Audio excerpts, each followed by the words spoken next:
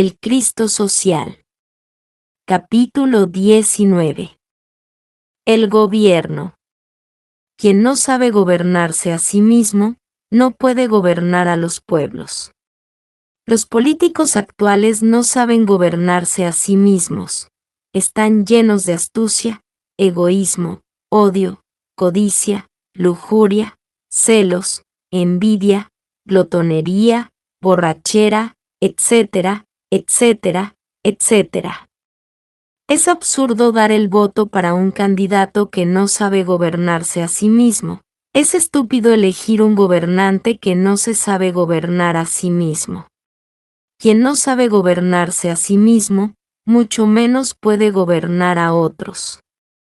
Los pueblos han sido víctimas de los gobernantes, han sido engañados miserablemente, y a nadie podemos culpar a excepción de nosotros mismos. Si el individuo es reflexivo, si estudia la conducta del candidato y ve que éste es borracho, glotón, codicioso, mentiroso, fornicario, lujurioso, adúltero, etcétera, etcétera, y no da su voto por él, contribuirá formidablemente para salvar el mundo. La masa no es sino una suma de individuos. Si los individuos no eligen a un candidato perverso, la masa no lo elegirá y así nos salvaremos de los malos gobernantes. El árbol se conoce por los frutos, fruto, tal árbol, frutos buenos, buen árbol, frutos malos, mal árbol. Ha llegado la hora de las grandes reflexiones porque vamos muy mal. El mundo está lleno de dolor y no debemos seguir aumentando el dolor eligiendo malos gobernantes. Los pueblos han sido y siguen en verdad siendo engañados por astutos políticos que lo único que quieren es el placer, el poder y el dinero. Eso es todo. No debemos dejarnos engañar más por las bonitas promesas y por los hermosos discursos de los políticos zorros. Los perversos de la política suelen tener brillantes intelectos y oculta corrupción moral. Los candidatos a las altas magistraturas gozan mintiendo, prometen maravillas y jamás cumplen lo que prometen. Los funcionarios públicos de esta época, tales como alcaldes, presidentes municipales, comandantes de policía, jueces, gobernadores, etc., están obligados a robar para tener contentos a sus superiores, se venden y lo que es peor están obligados a venderse para no perder el empleo. Esa es la trágica situación de la justicia humana en esta época. El juez o el comandante de policía, etc., que no rinde buenos frutos a sus superiores es expulsado sin consideración alguna. En estos tiempos todos los jueces, con muy raras excepciones, son comprables. No hay autoridad que por estos tiempos no se deje sobornar. Al funcionario recto y honrado, si no lo corren del trabajo, lo clasifican despectivamente. Le ponen un apodo y lo arruinan para que no estorbe. Desgraciadamente no podemos quejarnos, o mejor dijéramos no debemos quejarnos. Nosotros mismos elegimos a nuestros gobernantes. Cada uno de nosotros cometió el error de elegir a los malos gobernantes. Necesitamos comprensión profunda y fuerza de voluntad para no dejarnos engañar más por esos políticos que son codiciosos, astutos, lujuriosos, celosos, borrachos, etcétera, etcétera. Debemos observar, estudiar, analizar la conducta íntima de aquellos que quieren nuestro voto popular. El político que no haya disuelto el yo, no tiene autoconciencia, es un ciego y un imbécil, y como dicen las sagradas escrituras, ciegos guías de ciegos van a parar todos al abismo. Debemos elegir al político autoconsciente, al hombre de conducta recta, al hombre del recto pensar, del recto sentir, y del recto obrar. Debemos elegir al hombre que realmente está recorriendo la senda de la perfección. Repito, por sus frutos los conoceréis. Es estúpido, terriblemente estúpido, elegir demonios intelectuales para que sentados en la silla del poder se den el lujo de gobernarnos. Es el colmo del absurdo darle a otro el cuchillo para que nos degüelle, y eso, precisamente eso, es lo que estamos haciendo. Desgraciadamente hemos sido realmente brutos al dejarnos engañar por los bonitos discursos y las lindas promesas de los políticos mentirosos y zorros. Nosotros mismos hemos levantado nuestros pésimos gobiernos, cada individuo es culpable de elegir a los tiranos. Día llegará en que ya no se necesitarán gobiernos, pero ahora se necesitan porque todavía no sabemos autogobernarnos individualmente.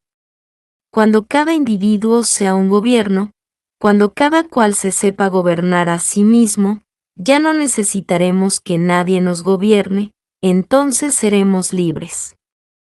Disuelto el yo ya no necesitamos de gobiernos, solo necesitamos de sabios consejeros idóneos en sus respectivas especialidades, mas cuán lejos estamos de llegar a semejantes alturas.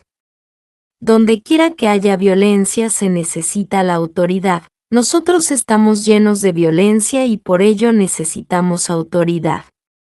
Urge acabar con la violencia, es necesario disolver el yo, necesitamos de eso que se llama comprensión.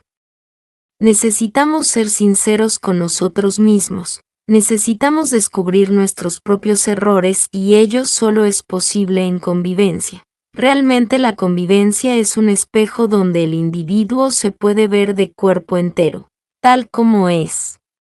En la convivencia, en sociedad, existe autodescubrimiento, autorrevelación, cuando la mente se halla en estado de alerta percepción.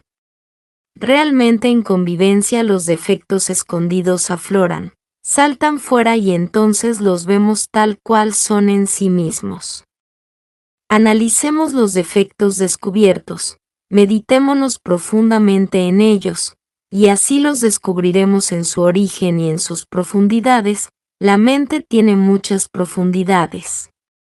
Cuando un defecto ha sido descubierto en todos los niveles de la mente, entonces es claro que se desintegra, se reduce a polvo, así vamos muriendo de instante en instante, así es como se disuelve el yo. La hora ha llegado en que debemos pensar mejor. El gobernante que no haya disuelto el yo, es de hecho un demonio perverso aun cuando sea muy intelectual y elegirlo es, repito, una estupidez. Los políticos astutos dicen siempre, mi vida privada es una cosa y mi vida pública es otra, nadie tiene por qué intervenir en mi vida privada. Esta es la evasiva que busca siempre para justificar sus propios delitos. Si a los candidatos a la primera magistratura, o a gobernadores, etc., no les gusta que la gente se meta en su vida privada, entonces lo mejor que ellos pueden hacer es no meterse a políticos. Realmente a nadie tiene que importarle la vida ajena, pero hay vidas ajenas que inevitablemente debemos examinar. Sería y es absurdo no examinar la vida privada de los candidatos a gobernantes. El candidato que trata en la casa a la mujer y a los hijos a palos, con el pueblo será un verdugo, y si es un borracho en su casa incrementará el vicio en el pueblo, y si roba a sus amigos robará a los pueblos, y si es lujurioso podrá vender a la misma patria por darle gusto a cualquier mujer, etcétera, etcétera. El candidato que no sabe gobernar su casa, que no sabe gobernarse a sí mismo, que no sabe gobernar sus hijos y sus criados, tampoco puede gobernar a un país. Es manifiestamente absurdo dar el voto por un candidato desconocido, por un candidato impuesto por las camarillas políticas basándose en propaganda. Los hombres de espinazo de goma, los aduladores, los hipócritas egoístas que rodean a sus candidatos, solo piensan egoístamente en sus propios beneficios personales sin importarles absolutamente nada la moral del candidato que ellos imponen basándose en propaganda. Así es como los pueblos gimen bajo el talón de los tiranos, así es como los pueblos se han convertido en víctimas de los perversos. Ha llegado la hora de las grandes reflexiones. Cada individuo por sí mismo debe tener el valor de no dejarse convencer por la propaganda. La masa es una suma de individuos y si el individuo no da el voto, la masa no dará el voto. Ante todo, el individuo debe tener el valor de no dar el voto por un candidato cuya vida privada no se conoce. No debemos nosotros como individuos pensar en que si los otros dan el voto vamos a quedar aislados. Debemos ser individuos, y pensar como individuos, y tener el valor de no dar el voto por candidatos cuya moral no se conoce, sin importarnos la manera de pensar de los demás, porque cada cual es cada cual. Cada pueblo, cada aldea, cada villorio, sindicato y ciudad, deben elegir mediante el sistema de voto popular, hombres de reconocida e intachable moral, para investigar cuidadosamente la vida privada del candidato a presidente, gobernador, juez, etcétera, etcétera, etcétera. Los pueblos solo deben dar su voto por hombres de reconocida moral, así nos evitamos la desgracia de entregarle el poder a los malvados. Recordad, hombres y pueblos, que en el mundo existen hombres de brillantísima intelectualidad y palabra convincente, pero ladrones, astutos, codiciosos, asesinos, etcétera, etcétera, etcétera. Es absurdo entregarles el poder a los perversos por el solo hecho de hablar bonito y hacer magníficas promesas. Por lo común los candidatos a las altas magistraturas andan rodeados de pistoleros asalariados, y no tienen inconveniente alguno en mandar asesinar en secreto a todo aquel que les haga sombra. Está completamente demostrado que los candidatos a la primera magistratura no son realmente candidatos del pueblo. Normalmente las camarillas de los poderosos escogen a los candidatos y los imponen a base de mucha propaganda. Los dineros invertidos en dicha propaganda salen naturalmente, como siempre, de la pobre bolsa de las clases sufridas. Lo más curioso es la forma como se impone a los títeres de las secretas camarillas poderosas. Por doquier aparecen efigies de los candidatos con frases de relumbrón y sentencias que dicen, fulano de tal, el candidato del pueblo. Realmente el pobre pueblo sufrido y explotado miserablemente ni siquiera conoce al candidato, y si da su voto por él, lo hace presionado y con el propósito de no perder el trabajo.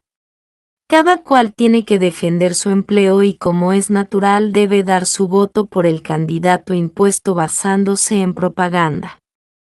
En casi todos los países del mundo occidental los jefes de Estado son peleles, títeres controlados por ciertos grupos de millonarios astutos y codiciosos. Casi siempre esos grandes jefes de Estado tanto en Europa como en América suelen mandar asesinar en secreto a todos aquellos que les hacen sombra. Con infinito dolor sabemos que algunos de esos mandatarios, siendo grandes asesinos, han ganado el Premio Nobel de la Paz.